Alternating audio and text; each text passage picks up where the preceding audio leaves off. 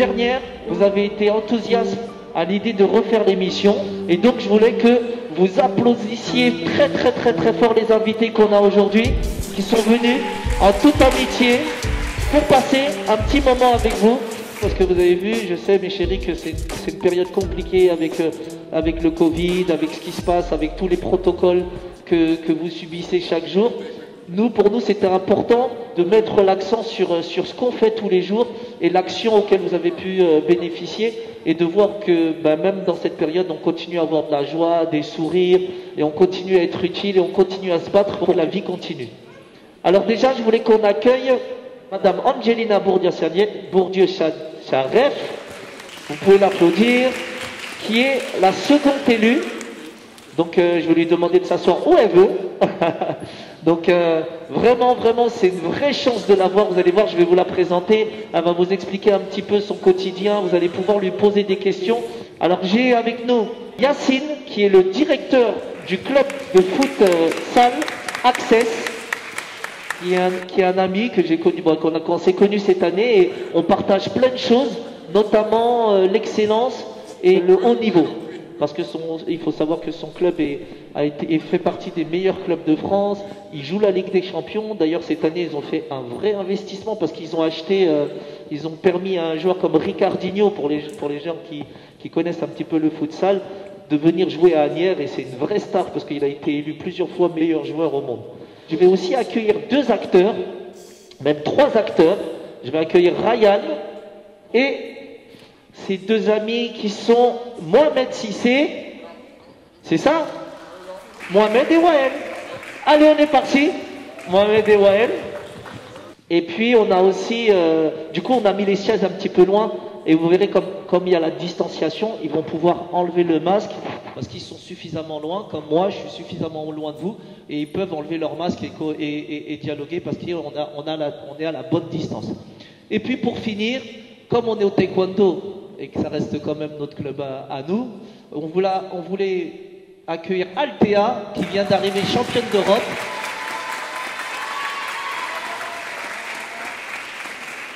Donc, voilà. Alors on a un plateau magnifique parce qu'on a des acteurs, on a des sportifs, on a des gens en tout cas engagés.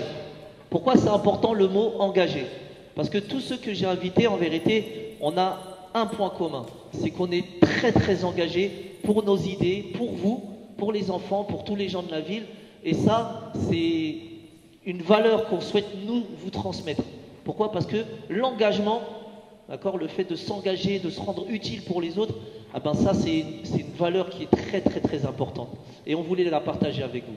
Alors du coup, vous voyez, comme tout se fait à la maison, on a notre ingé son, Singsai, qui va s'occuper de donner les micros. Si on leur donne les micros maintenant aux acteurs, ils vont plus s'arrêter de parler. Donc, non, je plaisante. Non, c'est moi qui ai le 4e micro. Alors, ne soyez pas étonnés parce que les micros, ils sont un peu en décalé. Il n'y a que le mien qui sort directement. Donc voilà. Alors, déjà, très important, je voulais présenter Ryan. Très important, Ryan, parce que Ryan, déjà, on peut l'applaudir. Hein. Hey, on a même des chauffeurs de salle. Ah, tu vois. Alors, très important, Ryan, parce que déjà, Ryan, comme quoi le destin fait bien les choses, parce que en réalité, Ryan, on ne se connaît pas du tout, mais parfois, le destin fait qu'on a recruté parmi l'équipe pédagogique Shannon, qu'on l'a recruté parce que c'est une étudiante en Master 2. Bon bref, on l'a recruté parce qu'on voulait une vraie valeur ajoutée éducative pour vous. Mais du coup, elle a un ami qui s'appelle Ryan, et quand on lui a expliqué le projet, la première chose qu'elle m'a dit, j'ai un ami qui est acteur, il serait super intéressé à venir participer à l'action et à vous faire un atelier théâtre. Moi j'ai dit, écoutez, nous avec le peu de moyens qu'on a, s'il veut venir bénévolement, c'est banco. Donc du coup il est venu, et on a un vrai acteur qui est là et qui va vous parler un peu de son actualité. Mais avant ça, regardez les enfants, je vais vous mettre à l'écran sa série qui s'appelle Askip. Là sur YouTube.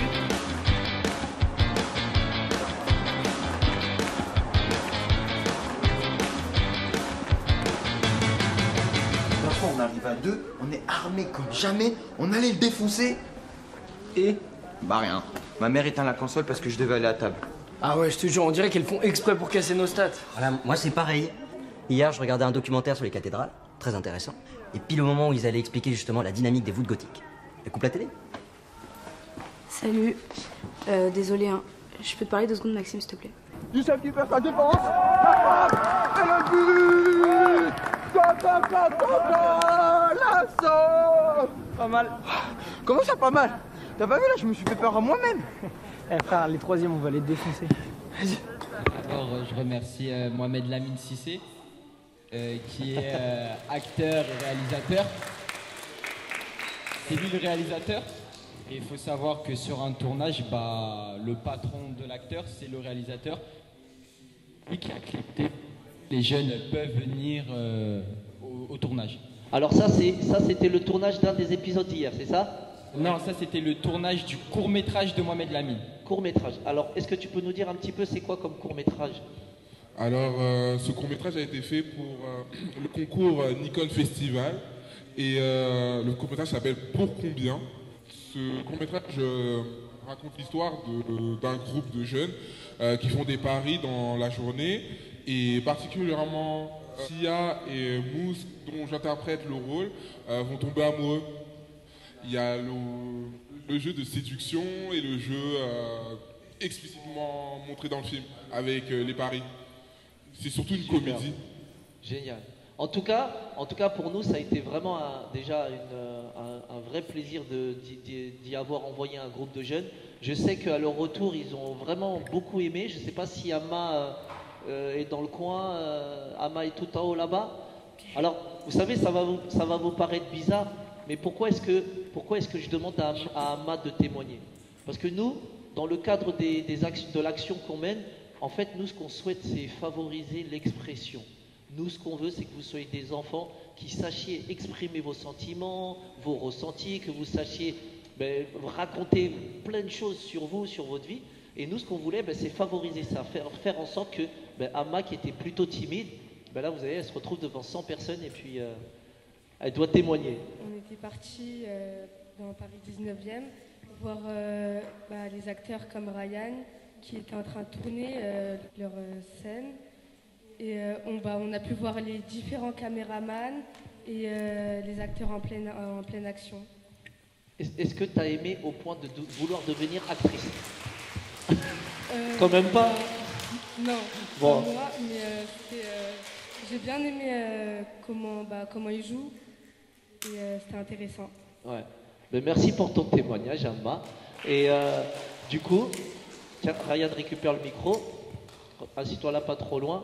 Par contre, Ryan, je voulais que tu me parles d'un enfant qui était là. Je ne sais pas si tu peux mettre la photo où il y a Aymen. Aymen, là, le petit Aymen. Parce que je me rappelle de lui, le petit Aymen, qui est là au premier plan. La première semaine, quand on a fait l'atelier théâtre, il faisait partie des enfants qui étaient motivés à participer à l'atelier, mais il était timide. Il n'osait pas parler, il n'osait pas ouvrir sa bouche. Et puis, on s'est aperçu qu'avec le temps, il s'est vraiment beaucoup ouvert. Il a même participé à l'atelier en se mettant en avant en tant qu'acteur. Et puis là, quand on a proposé aux enfants de participer au tournage, il s'est tout de suite montré volontaire et il voulait absolument y aller. Je ne sais pas s'il est là, Aymen. Il est là. Il y a Aymen. En plus, Aymen aujourd'hui qui est déguisé en léopard. Quoi? Militaire? D'accord. J'avais vu le chasuble, mais j'avais pas vu, je voyais le truc. Vas-y. Va avec ton professeur de théâtre. Viens, Aymen. Il va te poser 2-3 questions. Alors oui, Aymen, c'est un enfant très timide. Ça a été le plus timide. C'était le seul qui voulait pas faire l'exercice. C'est pas qu'il voulait pas, c'est sa timidité. Et en fait, ça se travaille. Et le théâtre n'est pas assez mis en valeur en banlieue. Moi, le théâtre, je l'ai connu tard. Je l'ai connu au hasard, en fait. C'est un peu le destin, quoi. Et en fait, le théâtre, il est très, et j'insiste, très utile pour le développement de l'enfant. Parce qu'il permet de battre la timidité, de pouvoir dire non. Parce que on dit à des enfants de dire non à d'autres enfants, mais on ne leur dit pas de dire non à des adultes. Par exemple, il y avait 2 enfants, ils faisaient du sport dehors, et en fait, ils n'osaient pas dire à Saifeddin, non, j'ai pas envie de faire de sport. Et ils n'osaient pas parce qu'ils avaient peur, enfin, leur timidité. Et s'il y avait du théâtre, bah voilà quoi, peut-être qu'ils auraient dit non. Poser des questions, Aymen. T'en as pensé quoi du DA? Oui. Je vous promets que pour lui, ça doit être quelque chose de parler devant tout ce monde-là en tout cas. Ah oui. Est-ce que tu as aimé déjà, Aymen? T'as aimé? Oui. Voilà. Est-ce que tu vas garder un bon souvenir de Ryan? Tu le connaissais pas avant, hein? Tu le connaissais pas Ryan avant? Est-ce que tu vas garder un bon souvenir de lui? Oui. Bon, bah voilà. Bon, on va pas l'embêter plus longtemps, on l'applaudit. Ryan, magnifique. Tu peux t'asseoir, Ryan, mon petit? Voilà. Alors. Et c'est ça. C'est encore là, par exemple, on voit Aymen, il est dans une posture de timidité, mais là encore, il arrive à parler. Parce que le premier jour de l'exercice, Aymen, il n'arrivait même pas à dire son nom, et encore, c'était devant que des enfants. Et c'était un groupe de 10. Ouais. Vraiment. Donc, en tout cas, voilà. nous, en tout cas, on te remercie pour ton implication et aussi la passion que toi tu as. J'ai discuté avec Angelina aussi et je l'ai remercié d'ailleurs les services de la ville parce qu'on a fait une sorte de parcours culturel et pour nous c'était très important. Angelina va nous parler un petit peu de ça, mais c'est le patrimoine de notre ville. Alors vous avez vu, des fois on a tendance à voir que c'est bien d'aller visiter des musées dans Paris et c'est très bien de le faire, mais parfois on oublie qu'on est agnérois et qu'il y a de magnifiques choses sur Agnières. Alors je ne sais pas si je te prends comme ça, mais peut-être que de nous dire un petit peu le patrimoine agnérois. Ils sont partis au château, ils sont partis à la mairie. Alors, bonjour les enfants, et pas que les enfants d'ailleurs. Oui, alors Agnières, c'est grand, il y a beaucoup de choses, et en particulier, comme le disait Guevara, un château qui est là depuis de nombreuses années, une décennie même. Et puis vous avez aussi, comme un très beau patrimoine, celui de la mairie. Je ne sais pas si vous avez déjà eu l'occasion d'y aller, mais la mairie, il y a des belles choses. Il y a une salle des mariages. Et peut-être qu'un jour, et je l'espère pour vous en tout cas, vous pourrez vous marier dans cette belle salle des mariages. C'est Agnières, nous avons l'hôtel de ville le plus beau d'Île-de-France. Hein, c'est une des mairies les plus belles d'Île-de-France. C'est vrai qu'elle est très jolie. Et oui, elle date de 1897, donc vous voyez, ça fait longtemps. Elle appartient à tous les Agnérois. C'est votre maison, c'était la maison commune. Donc vous pouvez y aller aux heures d'ouverture et visiter. Donc voilà, et puis il y a aussi quelque chose d'assez mythique sur la ville d'Agnières, cimetière des chiens. Ouais. Le cimetière des chiens, pareil, vous pouvez y avoir accès. Et vous avez Tintin qui a été enterré là-bas. Et d'autres, évidemment.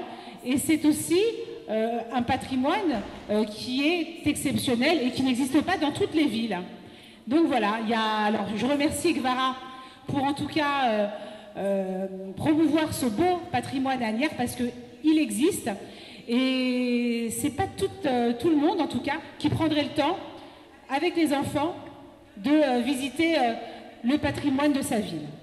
Ben là, on a les photos d'ailleurs, Angelina, si tu peux regarder. Alors là, vous avez vu, les enfants, ils sont partis et ont été d'ailleurs très bien accueillis parce qu'on leur a exceptionnellement ouvert les portes que pour eux.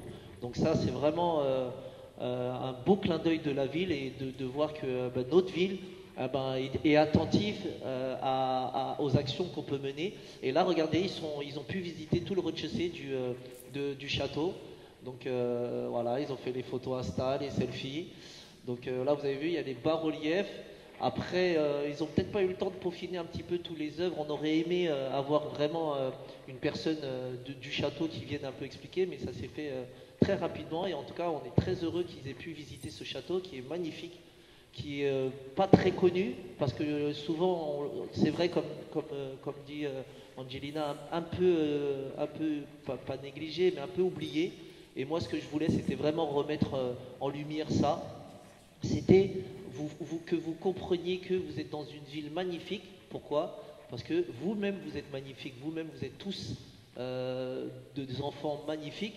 Et que vous êtes dans une ville qui est très dynamique et très bien. Et donc, à partir de ce moment-là, on peut vraiment tout faire. Je peux d'ailleurs ajouter, Gvara, que le patrimoine a été rénové il y a quelques années et nous avons mis 20 ans. 20 ans. 20 ans pour tout refaire à l'intérieur. Oui.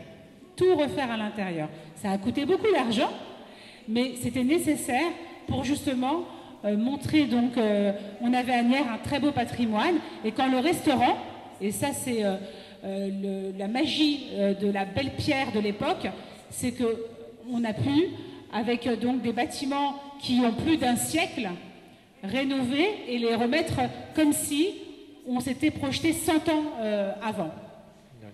Et il me semble qu'il devait y avoir une exposition, mais qui a été annulée à cause du Covid. Je sais qu'il y avait une exposition qui était prévue, je crois. Alors oui, il y a toujours des choses qui se passent dans ce château.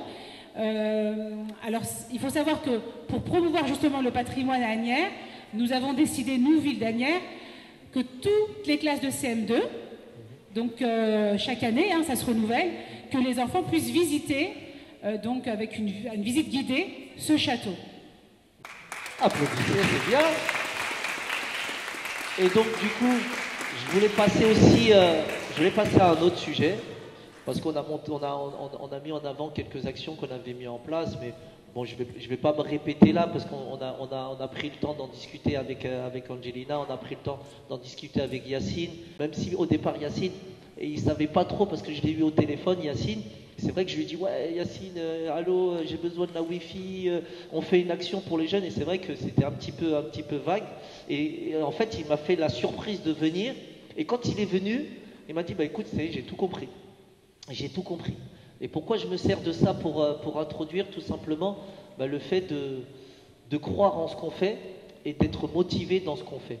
Et là du coup, j'aimerais qu'on parle un peu de réussite, parce que c'est ce que nous on vous souhaite. Nous, si on fait tout ça, les acteurs de terrain, que ce soit Yacine en tant que directeur d'un club de foot, et Angelina en tant qu'élue, en plus c'est encore plus dur pour elle, la pression, parce qu'elle est élue pour faire en sorte que vous grandissiez bien et que vous soyez bien. Donc voilà, en termes de responsabilité, c'est énorme. Et moi je l'en remercie parce que voilà, elle fait partie des élus qui est vraiment très très proche de nous et qui vraiment nous soutient. Et pourquoi je vous parle de la réussite? Parce que la réussite, c'est quelque chose qui est propre à chacun. Et je pense que, par exemple, pour nos 3 acteurs, souvent on dit que les acteurs, ils sont dans un monde un peu parallèle, mais je suis sûr que ça n'a pas dû être facile à défendre cette position, cette passion, cette envie. Je ne sais pas si tu peux, parce qu'on n'a pas entendu Wael, donc voilà. Je ne sais pas si vous pouvez nous parler un petit peu de... Ça marche très bien. Ça marche, hein? Ouais. Salut tout le monde!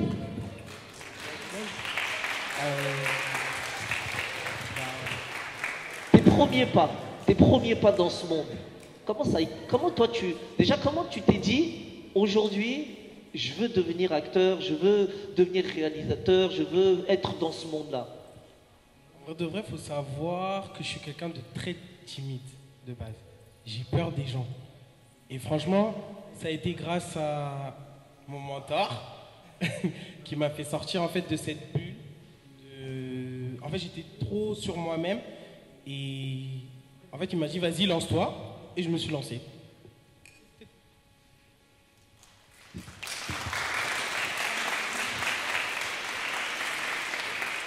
Faut prendre la pause, hein. Pause photo.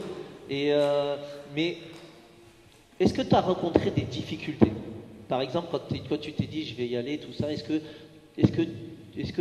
il y a des gens qui t'ont peut-être dit de pas y aller, ou te dit ouais t'es complètement fou, ou te disent voilà c'est...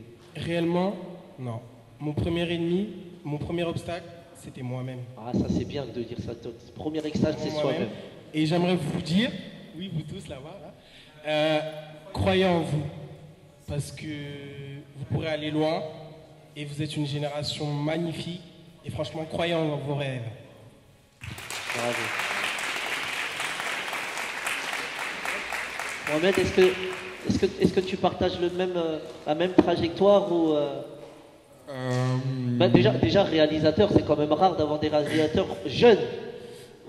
Oui. Et puis autodidactes et qui viennent comme ça.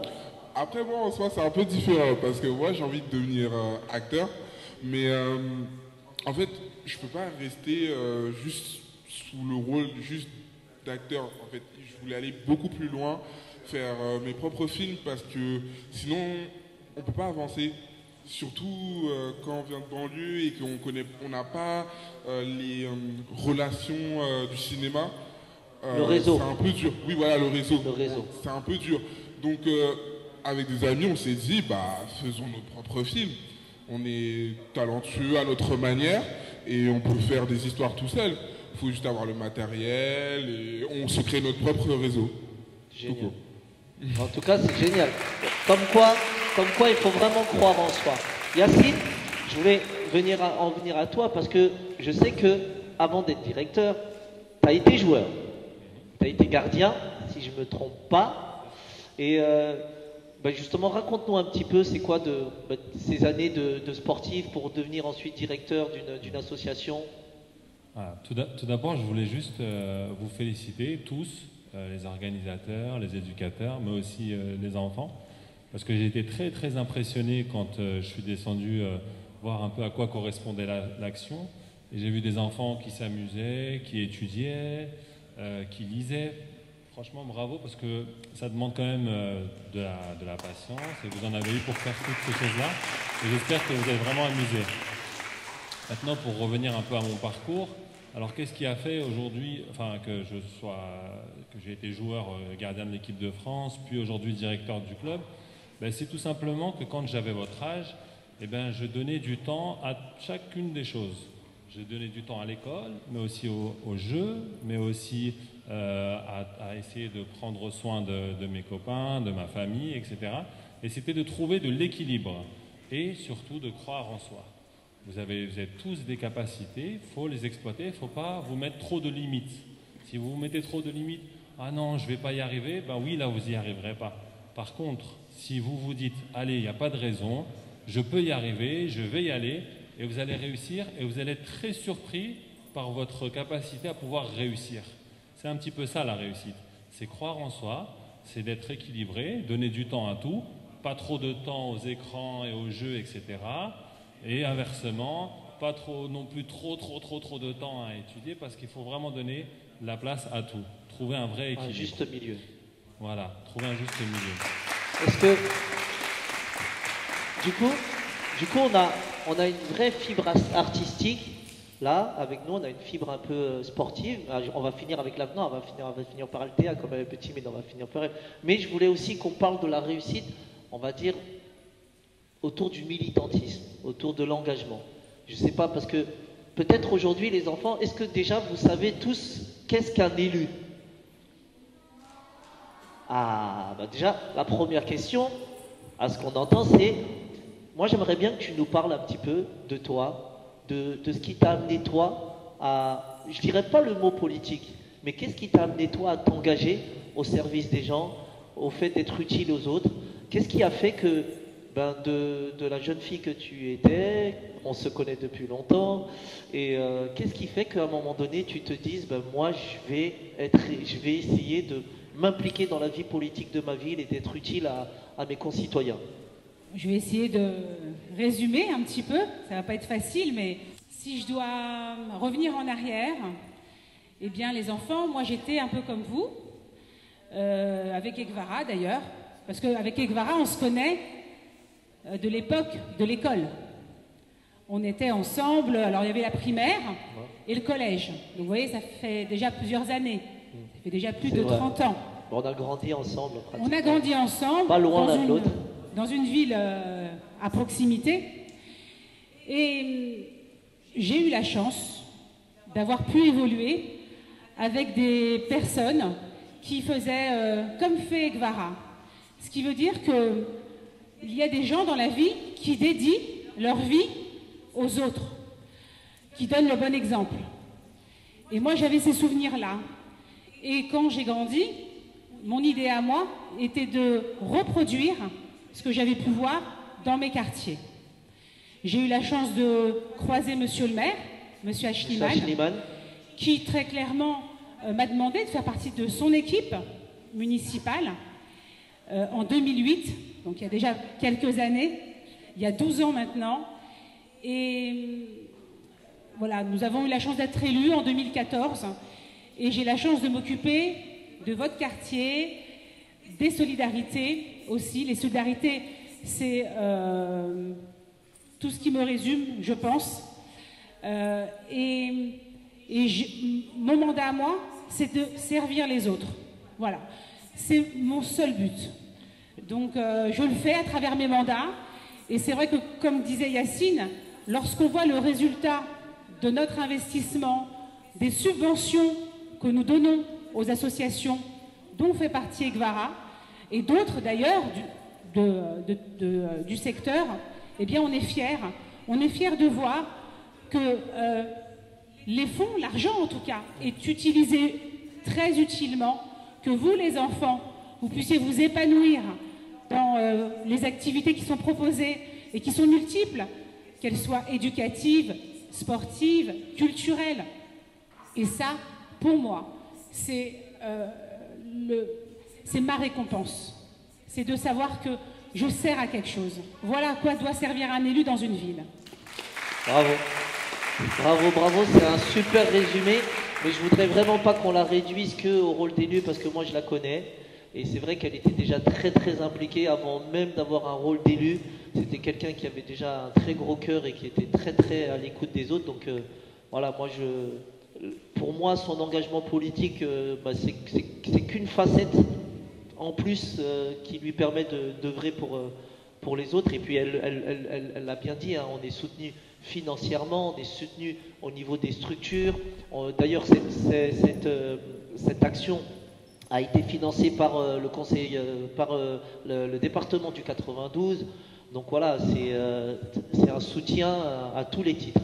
Alors du coup, pour terminer sur la réussite, parce qu'il y avait Althea, que certains connaissent déjà, mais que d'autres ne connaissent pas chez les plus petits, elle vient juste d'obtenir une médaille d'or au championnat d'Europe senior en taekwondo. Donc ça, on peut l'applaudir.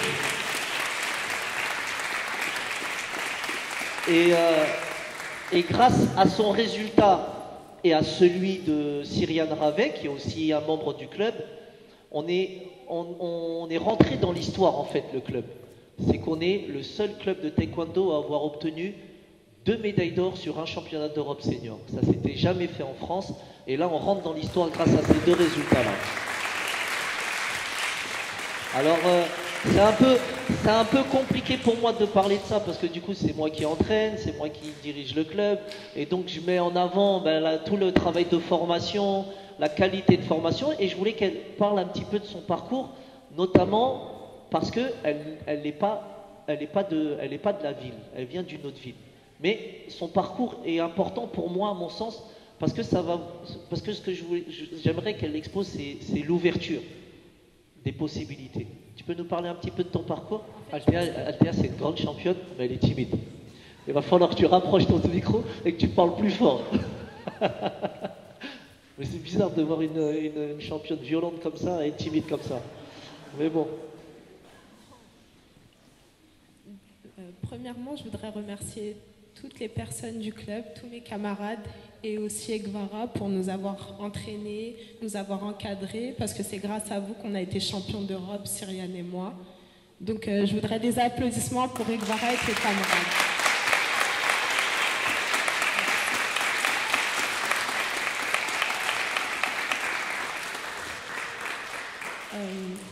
Concernant mon parcours, alors premièrement j'étais d'Épinay-sur-Seine, puis j'ai eu besoin de faire du haut niveau et quand j'ai vu que j'avais besoin de progresser, je suis venue ici à Asnières parce que je savais que je pourrais enfin faire des compétitions internationales et je pense que c'est ici que j'ai progressé Et d'ailleurs, la première année où je suis arrivée ici, c'est là où j'ai pu faire des championnats d'Europe, des championnats du monde et que j'ai réussi à gagner. Je pense que c'est important d'avoir une structure de haut niveau pour pouvoir progresser. Et je pense que le travail, ça paye. Ah, c'est ça. Alors, vous avez vu, moi, ce qui m'intéresse, les enfants, dans son histoire, ce qui m'intéresse dans son histoire, c'est quoi? C'est qu'elle l'a dit, à la base, elle vient d'Épinay. Et moi, ce qui m'intéresse dans son histoire, c'est qu'à un moment donné, pour passer des paliers, pour arriver à atteindre son objectif, elle n'a pas hésité à chercher, à se renseigner et à faire 1 heure de trajet pour venir s'entraîner et atteindre son rêve. Alors, ce message-là, il est important parce que parfois dans la vie, Yacine, Angelina, Mohamed, tout ça, Ryan, vous savez que parfois quand on veut atteindre ses rêves, il y a des sacrifices à faire. Alors des fois, on va loin de ses parents, des fois on va dans des pôles, dans des centres de formation, des fois on va économiser de l'argent pour faire une école d'acteurs, pour atteindre son rêve. Donc, tout ça, et c'est là où je voulais m'arrêter sur la réussite, c'est quoi? C'est les sacrifices. Alors, toutes les paroles qui ont été données sont très sages pour moi, et il y a une chose qui est sûre, c'est quoi? C'est que si vous voulez atteindre vos objectifs, croyez en vous, et soyez prêts à sacrifier. Soyez prêts à faire des efforts, parce que le résultat ne viendra pas sans effort. Si vous voulez des résultats, les enfants, vous serez obligés de faire beaucoup d'efforts et de faire beaucoup de sacrifices pour y arriver. Et ensuite, là, on va terminer. Je ne vais pas parler longtemps parce qu'il y a les parents qui attendent dehors. Il est déjà 16 heures passées. Je voulais juste qu'on aborde un sujet qui vous concerne, qui est très important, les enfants. Alors, je sais que ça commence à devenir long, mais je ne vais pas parler longtemps, mais c'est vraiment un sujet très important. Je voulais qu'on parle du harcèlement. Pourquoi le harcèlement? Parce que vous êtes dans une tranche d'âge où vous grandissez. Et quand vous grandissez, parfois, on se cherche un petit peu. Alors, il y a des enfants qui sont introvertis, donc qui sont un peu timides, d'autres très extravertis, et d'autres qui savent pas comment être en fait. Alors, il y en a qui sont un peu violents, il y en a qui sont joueurs, il y a un peu de tout. Et donc, ça a peut-être pu vous arriver, vous, de vous faire harceler. D'ailleurs, j'ai Ryan, tout à l'heure, quand il est arrivé, m'a raconté une histoire. Je lui ai dit, tu me la racontes pas, tu la racontes tout à l'heure. Celle de ce matin là? Celle de ce matin, quand tu as vu une personne qui s'est fait pratiquement agresser. En fait, je venais au boulot, enfin bénévole, mais c'est quand même le boulot. C'est vrai. Donc voilà. Donc j'ai pris le bus, et en fait il y avait 3 jeunes qui ont voulu voler une maman. Et son fils, il s'est rendu compte, et ils étaient 3. Et ensuite, la mère leur a fait une leçon de morale, comme si c'était leurs enfants. Et juste après, mais dans la seconde même, ils ont recommencé sur une autre personne. Après, ils n'ont pas pu. Ensuite, on prend le bus, on descend, on reprend un autre bus, et les 3 jeunes sont encore là. Ensuite, ils descendent du bus, et en descendant du bus, ils essayent de voler une personne. Moi, je l'ai vu. C'était là vraiment pour ça, quoi. Ouais, vraiment. Mais j'ai parlé avec eux. Après, ils avaient une situation difficile. Ils n'avaient pas de papier. Il y a aussi ça. Dans la vie, chacun a son propre problème. Ouais. Mais ça ne veut pas dire que tu n'as pas de papier, que ça justifie le fait de voler les autres. Oui, parce que en fait, après, c'est ça. Enfin, je fais pas de la politique, mais ça décrédibilise un peu. Parce qu'il y en a qui viennent ici pour avoir une meilleure vie. Parce que la vie dans certains pays sont dures. Il y a la famine, c'est là où quand il n'y a pas de nourriture, pour expliquer aux enfants. Il y a des pays qui sont en guerre. Il y a des enfants qui n'ont pas cette chance-là d'être à votre place. Ils voient des bombardements, ce qui n'est pas normal. Et bon, pour pas s'étaler, c'est voilà. En tout cas, il ne faut pas décrédibiliser. En tout cas, sur cette anecdote-là, ce qui était important, et moi ce que je voulais qu'on soulève, c'était le fait que, vous avez vu, ça peut arriver partout le harcèlement. Et ce qui est important, c'est de pouvoir avoir des gens autour qui sachent ben, réagir de la bonne des manières. Alors là, on a une maman qui a essayé de discuter avec eux, on a Ryan qui a essayé de discuter avec eux. Et moi, c'est... Je ne sais pas si parmi vous, il y en a un qui souhaiterait témoigner ou qui dit... Est-ce que déjà, vous avez déjà vu des enfants se faire embêter à l'école? Levez la main, ceux qui ont déjà vu des enfants se faire embêter. Voilà. Donc, c'est énorme. Vous avez vu? Rien que le fait de voir tous ces enfants nous dire qu'ils ont déjà vu des enfants se faire embêter, ça veut dire que le harcèlement, c'est un vrai problème. Et donc, moi, mon message par rapport à ça, c'est de vous dire que, pourquoi l'atelier théâtre tout à l'heure c'était important? Parce que vous devez vous exprimer, les enfants. Vous devez vous exprimer. Quand vous êtes à l'école, vous avez des professeurs qui sont là pour ça, et vous devez apprendre à vous exprimer, à dire vos ressentis, et surtout quand vous subissez des choses comme ça. Je sais qu'Angelina tout à l'heure m'a parlé d'une action qu'elle souhaite mettre en place pour lutter contre le harcèlement. Je ne sais pas si tu peux nous en parler. Alors, dans mon précédent mandat, je m'occupais de la jeunesse, donc là j'ai changé, mais sur ce mandat, avec le conseil municipal des collégiens, nous avions mis en place un court-métrage contre le harcèlement, qui d'ailleurs a très bien marché et qui a beaucoup parlé à d'autres jeunes, mais des adolescents. Et donc ça nous a donné l'idée, à Marie-De Ashliman et moi, de mettre en place un conseil de cet même ordre, mais pour les écoliers en primaire. Ce qui veut dire que pour les enfants de CE2, je crois, au CM2, vous pourrez donc représenter vos camarades. Et on a le projet de faire aussi un petit film. Donc on aura des petits acteurs aniérois qui vont pouvoir s'exprimer. Et vous pourrez, j'espère, voir ce court-métrage et qui permettra à chacun de parler s'il y a besoin. Parce que c'est important, comme Ekvaral disait, il y a suffisamment d'adultes autour de vous pour dire tout peut changer si on parle. Si on ne parle pas, rien ne changera. Voilà. Tu veux nous dire un mot, Yacine, sur cette question du harcèlement? Non, il ne faut surtout pas rester trop silencieux quand vous avez des souffrances ou quand vous voyez des autres enfants très difficiles. Il ne faut pas avoir peur ou avoir honte d'aller en parler à un adulte. Vraiment dépasser ça. Allez voir un adulte, allez lui expliquer ce qui s'est passé. Et puis même vous, si vous le subissez, il faut en parler. D'accord? Gardez pas ça pour vous. Vous ne devez pas garder ça pour vous. C'est pas normal cette situation. D'accord les enfants? Je compte vraiment sur vous pour aller voir les autres et puis en parler. D'accord? Promis? Super. C'est bien, c'est bien. Alors attendez, déjà on va faire un tonnerre d'applaudissements à tout le monde. Moi j'ai été vraiment heureux d'avoir pu partager 8 jours avec vous. Il y en a que je connaissais pas, il y en a certains que je connaissais, mais la plupart je connaissais pas. Et donc vraiment moi j'ai passé 8 jours avec vous, magnifique. Je remercie évidemment tous ceux qui font partie de l'équipe, les bénévoles, ceux qui étaient là aussi pour travailler, pour l'implication qu'ils ont eue dans la